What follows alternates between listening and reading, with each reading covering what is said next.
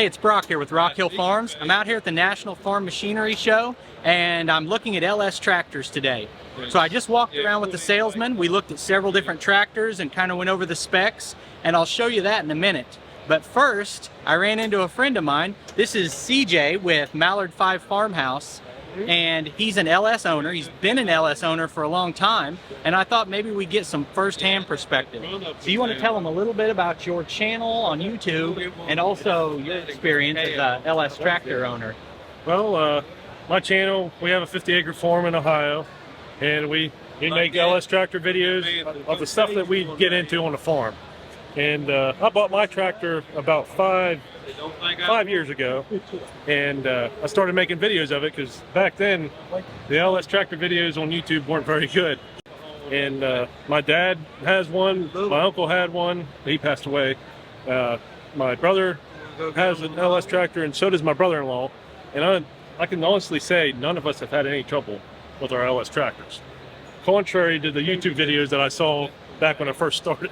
Yeah, 5 years with mine, and then they sent LS MT 240E. They sent it back this past May, and we've had 33 hours on it now, and the same thing, no problems. And it just went through its first regen there at 30 hours, and it's been a great tractor. My wife even likes driving that tractor. So I want you to go check out Mallard 5 Farmhouse. I've been talking to CJ for a little while now, and it's a really good family-oriented channel. So check it out. Now we're going to look at some of the features and specs on a few of these different models. Hey, it's Brock here with Rock Hill Farms. I'm out at the National Farm Machinery Show. I've got Shannon from LS, and I'm going to ask him some questions just about the tractor models they have, some of the features, see if we can get a little information. I'm going to start with the hardest thing that I like to ask people, and there's a lot of tractor manufacturers. That's correct. Could you give me a little something about why someone would choose LS? Well, as far as a brand of tractors out there, we're relatively new in the tractor arena, being only roughly about 12 years old. So it's a brand that we're really getting going. But we've been building tractors for about 40 years. We just weren't building the LS brand. And then we made a determination to not build tractors for a number of those other companies, and we wanted to focus on growing our brand.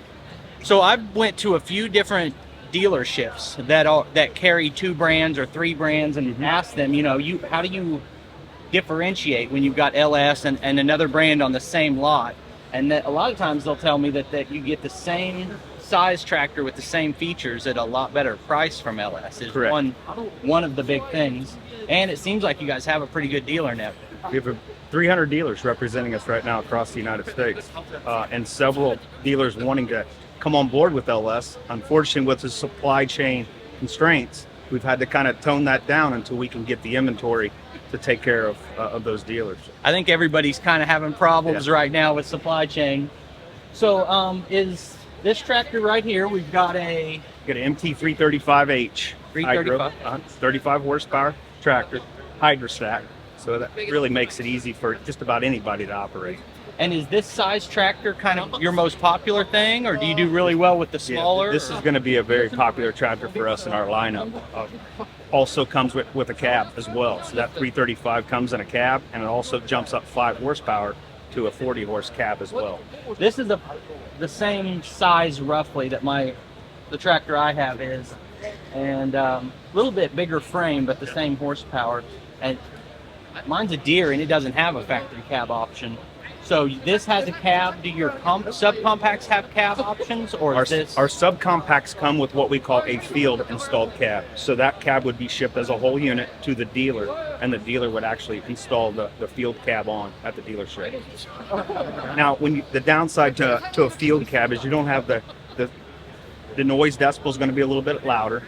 The dust can potentially get in there a little bit because it's not sealed up quite as tight as a factory installed cab. And does that have air conditioning? It does not have air conditioning. That's what I've put on mine, is that type of cab that you're describing. Right.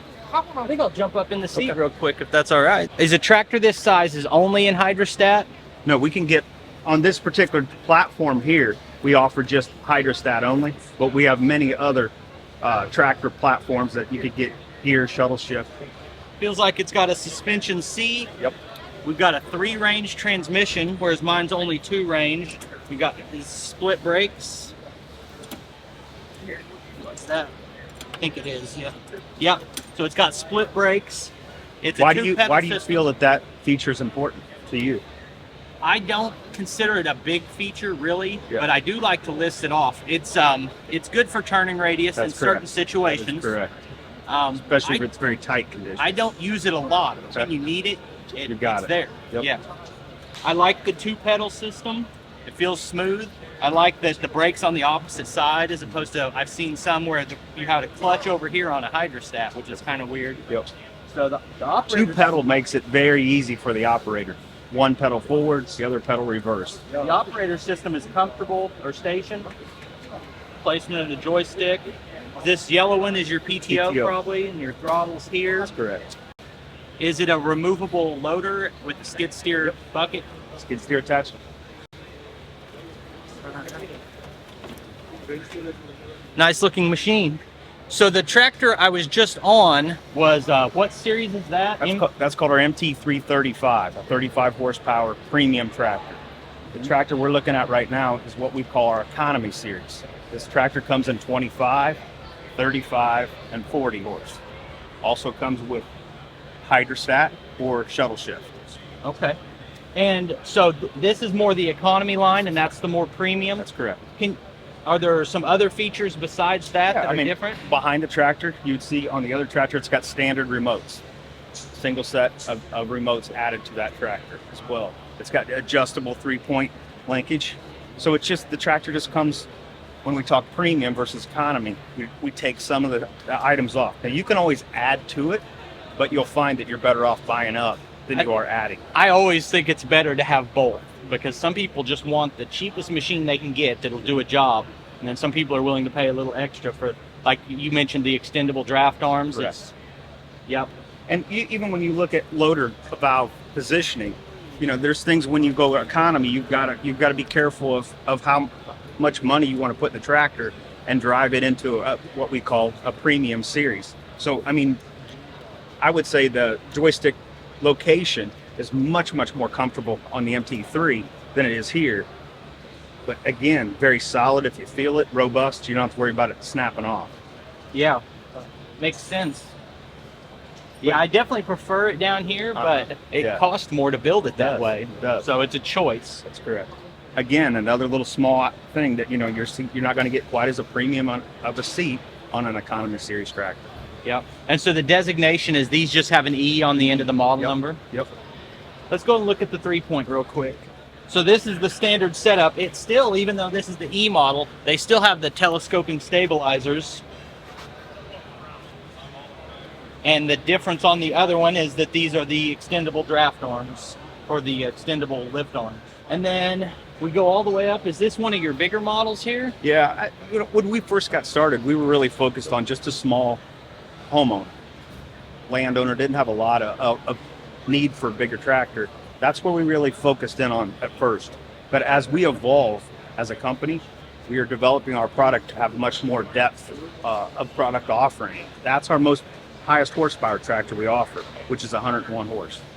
Then we go down to a 73 on an MT5 platform, down to a 58 or a 68 on the MT4 platform. So those 3 platforms are our tractors that we call our utility segment, jumping up a lot more in size. All right, then probably up here is going to be a popular model too. There's your subcompact. Yep, that's a true subcompact with, again, loader, quick detach loader system, put a set of pallet forks on it, put a grapple, plumb it in, and third function capability on that tractor. That was one thing I forgot to ask on these others. Are third function standard on any of them, or third function is a non-standard item? Yeah, you can have it done at your dealership? You can add those on any of our tractors. And for a lot of people, a little tractor like that, you'd be surprised what they'll do. And so for a small property, the subcompacts are great. And that tractor comes with a mid-mount mower on it as well. We can add that feature as well. So now it can take care of the lawn around the house, along with some basic chores to also help that homeowner out. I really appreciate you taking time to tell me a little bit about these. If you've got an LS dealer near you, you're in the market, I think they're definitely worth taking a look at. I'm going to walk the rest of the show and put videos out all week. But I really appreciate your time. We want to thank you for taking the time to come, and thank you guys for taking the time to watch. Just go to lstractor.com, pull up our dealer locator, and you can find the closest dealer to you guys. Yep. All right. Well, I appreciate you watching, and we'll see you on the next one.